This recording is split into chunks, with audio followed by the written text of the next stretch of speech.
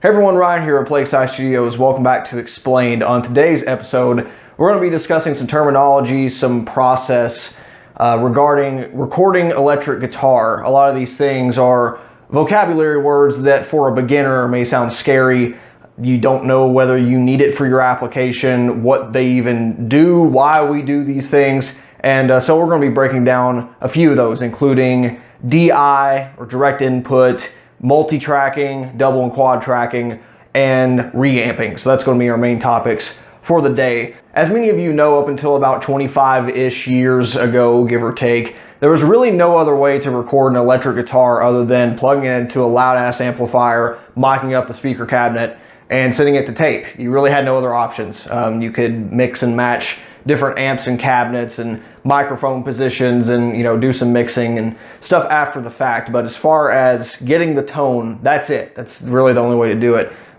Guitar amp simulation was really in its infancy, in its development stages at that point. And it wasn't until some of the later digital products from stuff like Boss or Line 6 that we even had the opportunity to record stuff at line level without, you know, busting your eardrums and making the quote-unquote home studio possible for the electric guitarist.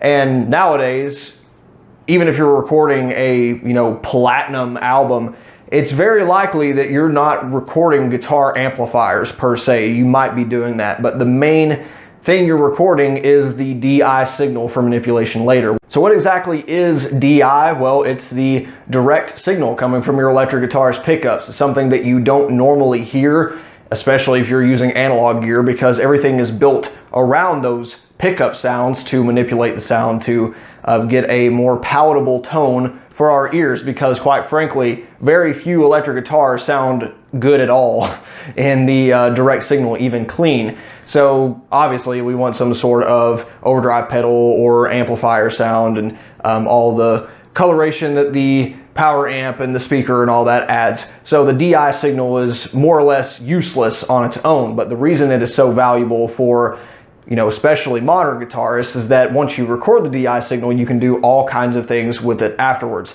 So the first of which is sort of obvious once you're in the digital realm, is you could just slap some VST plugins over top of it, and that's basically your rig. And that's what you do when you record for VST plugin applications, whether it be built-in software like Cubase's VST amp rack, bias amp, some of the newer Neural DSP Fortin plugins. That's what you're recording essentially. And if you turn the power off button, you'll hear your DI signal. But then we run into another problem. How do we get the DI signal from our guitar into our computer?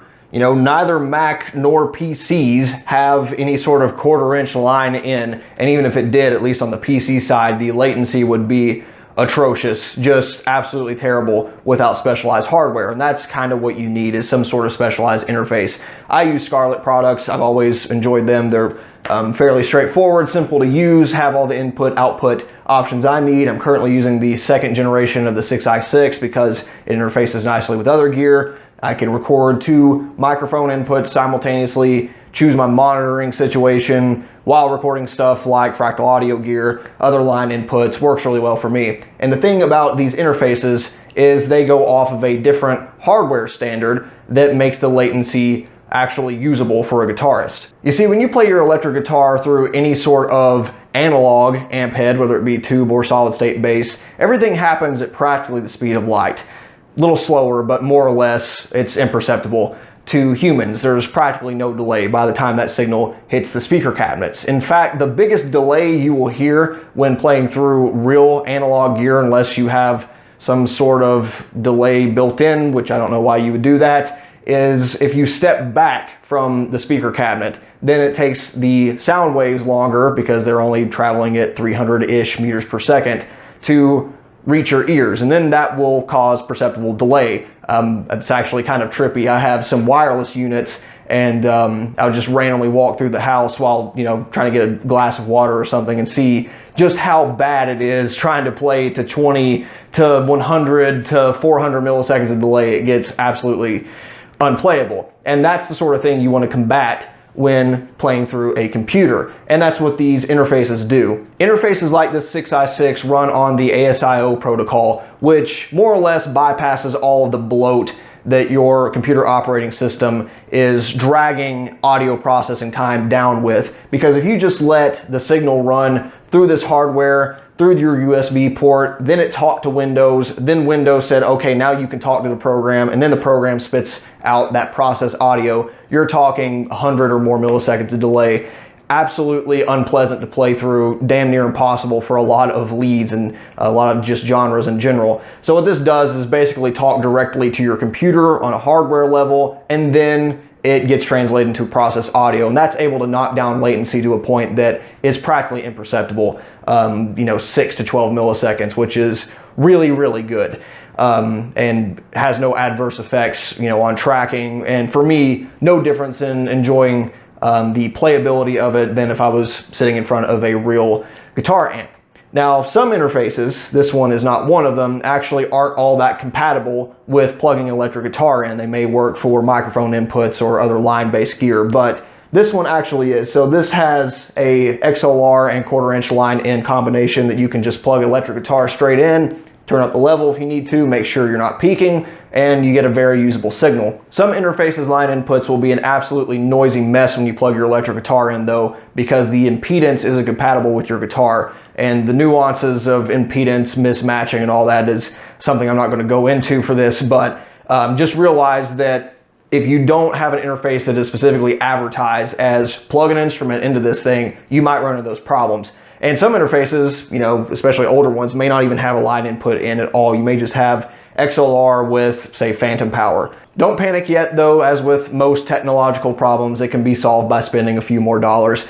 This isn't actually the exact product. This is something we'll be talking about momentarily. This is a Reamp box, but you can buy something that looks almost identical to this. I think Radial's is yellow instead of blue for their DI boxes, but basically it's backwards, where you plug your guitar into a 1/4-inch line in, and then you have an XLR output that plugs into your interface, and that will, through some passive circuitry, kind of step down the impedance, make things match a little better, and you'll get a very clean recorded DI. I personally record all my DI signals with the Fractal Audio AX8 over SPDIF, since it's already hooked up to this interface here. It handles all my instruments with ease. You get good tones out of both low output single coils all the way up to the highest output humbuckers, even with bass guitars or preamps. It all sounds good through there, and I'm already using it. And the good thing about most people is they are, kind of going towards this digital modeling gear. And so you very well may have something that will be able to record DIs if you set up either a completely clean patch to where there's no processing going on, or perhaps even your gear, such as like the Axe-Fx 2, Axe-Fx 3, I think the Line 6 Helix, I believe even the amplifier, but don't quote me on that one, has USB audio, which means that you don't even need this interface if you have some sort of digital amp modeling solution. And with stuff like the Fractal gear, you can definitely set up a preset to where you're recording a clean DI signal, as well as monitoring and recording a processed guitar signal chain with all your favorite pedals and amp sims and cabinet impulse responses. And that's something that is important when recording DI. You don't want to just be monitoring and listening to the clean guitar signal. It's not very inspiring. You'll play stuff differently. It just sounds like crap. And some stuff, especially on extended range guitars, it's just going to sound so farty and flubby, you're not going to be able to tell what you're playing. So it is important, whether you're listening through VST plugins and monitoring via your audio workstation, or you're listening to actual hardware, that you have some sort of process audio sound when you're recording DIs, or else it's just going to be a miserable experience that makes tracking all that much less enjoyable.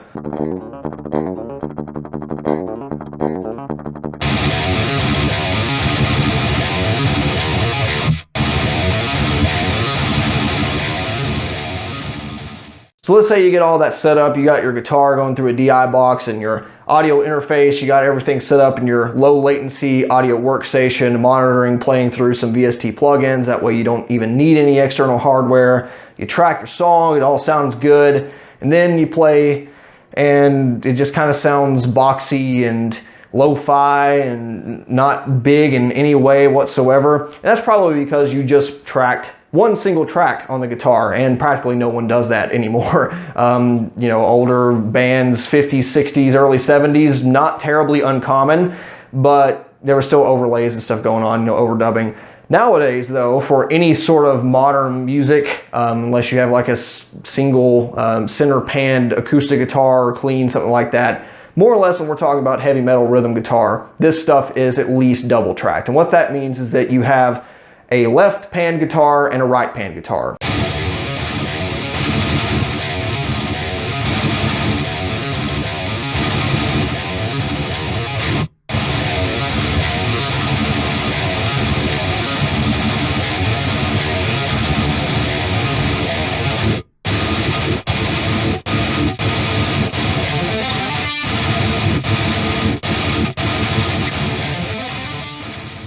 For a lot of bands, this does indeed mean there is a 100% left and 100% right pan guitar, but a lot of mixes actually sound good with 80 to 90% pan. That way you have some overlap in the center and help blend with the bass guitar and other stuff in the center of the mix a little better. But double tracking is sort of the bare minimum standard set in the industry nowadays for more contemporary styles of hard rock and metal.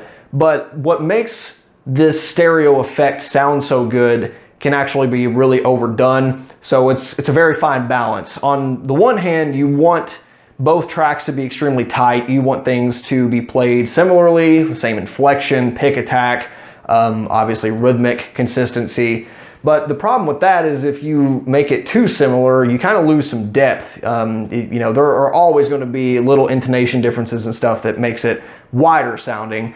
But at the same time, if you listen to an album recorded with the same guitarist recording both sides versus two different guitarists recording both sides, they can be rhythmically tight, but the one with two guitarists, if they're halfway decent, will almost always sound better because there are imperfections or differences. Maybe one of them's doing a downstroke, one of them's doing an upstroke, and those are the differences that make that sound better. Ultimately, this sort of taste is going to come down to the discretion of whoever's recording it. So if you're on your own, you don't have a band, obviously it's going to be you're going to be double tracking both sides. If you have a different guitar that'll fit, if you have anything that can still make it rhythmically succinct, but have a larger stereo image, maybe using different amplifiers, whatever, then it can help to make a bigger sound, and perhaps it's not what you're going for. But that's just one little tip that a lot of bands use nowadays. So that's double tracking, but a lot of projects nowadays are recorded with a technique called quad tracking. You may be familiar with that, and it's exactly what it sounds like. That means instead of two guitar takes, you now have four. So there's two that are going to be more panned right, two that are going to be more panned left, and you can do a lot of different stuff with this. A lot of the times this is done to thicken the sound. That can be done just because of the, again, those minor differences between takes, or because you've blended different amplifiers. Say the first take on both the left and right channel were used with a Mesa Boogie amp, and then the second take you want to blend it with a Marshall. A lot of people do that for complementing different amplifiers. Say one's more mid-range heavy, the other one's got kind of a scooped profile, then those two can sort of balance each other out. Sometimes one set of takes is lower in the mix than the other. Sometimes they're exactly the same level, but if you have four takes, you are going to have to bring them all down in the mix compared to just two, since there is more stuff going on. And you do get a different sound. Better or worse, it's subjective. For some material, I think it is better, but I also think it's a dangerous trick to be trying out when you're first getting into recording guitar, because it's one of those cherry on top features, I feel. That bands that use it would sound enormous without it. It's just one of those things to fill in those sonic gaps to make it more of a wall of sound, more just punching every note into your face. Whereas I think a lot of novices, a lot of people beginning to record their own material, even if they're really good players, may be overwhelming. Maybe they don't have the best mix between even the same amplifiers, but especially if you get into mixing amplifiers. And it could just be another one of those challenges that you have to figure out as you're progressing. But for those that are a little more experienced, that want a different take on their sound, it's definitely a good tool. For me, I rarely quad track. I think there's some material I'm working on now that will go well with it. For 6-string material, I almost never do, because I'm just not super tight on some of the stuff that I am recording. It just sounds wrong. And I want it to have more of a live sound, which you can't do without 4 guitarists on stage, at least convincingly. So that's my take on it. I think it's definitely something worth exploring if you're looking for that particular sound. but it's just another option you have. Just be prepared to do basically twice the amount of recording if you do want that sound.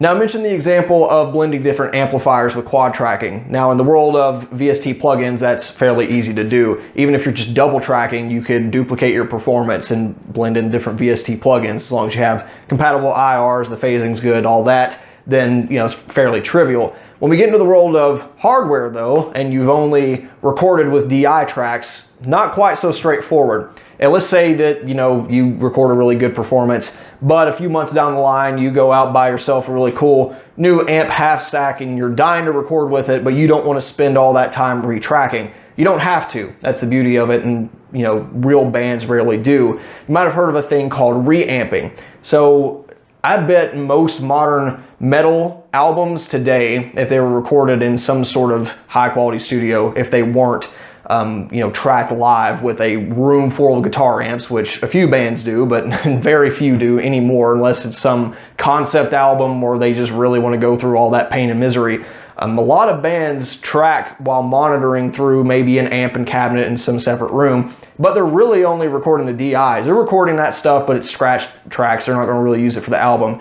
What they do end up using on the album, what you hear is a reamp signal. A device like this gives you the keys to reamp with practically any decent audio interface. There's even a few that come to mind that are specialized and allow you to do it natively. I think the 2 Notes Reload is the one that has this sort of hardware built in. You can just throw a line out, throw it into an amplifier, and you're good to go. So what is reamping exactly? That's kind of as the name suggests. You're taking your DI signal, and instead of using the first take or the audio processor that you had before, you're putting it through either real amplifiers, amp simulation hardware like the Axe effects, and using that secondary process signal for your final recording. And people do this a lot because either they're just not all that happy with the first sound they got, or maybe the mix has changed. Maybe you got some new hardware like that previously mentioned example, and you want to blend stuff after the fact.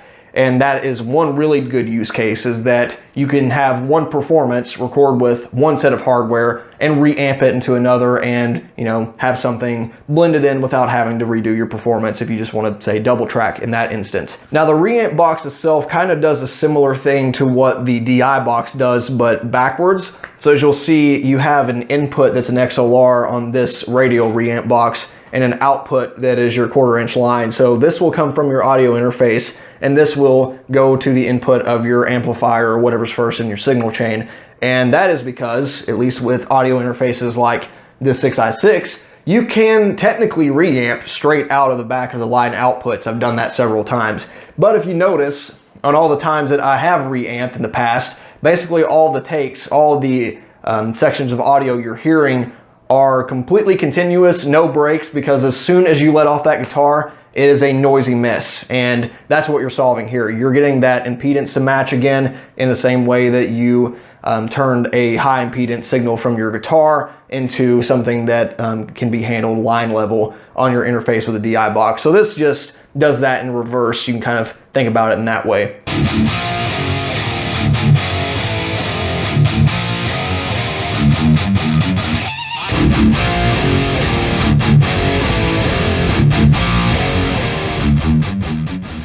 So the long and short of the reamping setup is you'll have a couple tracks in your audio workstation program, one of which will be the clean DI output, which will go into here, and one will be your recording track for your reamping hardware, and that can be the input of a real microphone over top of a real speaker cab and guitar amp. That could be coming from a line output on something like an Axe Effects AX8 Line 6 Helix. You have all sorts of options with that, but that's kind of the beauty of reamping. You can, send it through anything that will accept a guitar signal. And of course, you can do this with dry sounds, wet sounds, stuff with a cabinet impulse response if it's in the hardware or the amp modeling hardware space or whatever. You have all sorts of options and decisions you can make on that down the road. But that's basically what you're doing. You're taking existing performances and putting them through some sort of process sound after the fact. Reamping is another one of those cautionary tools that I think is definitely super valuable,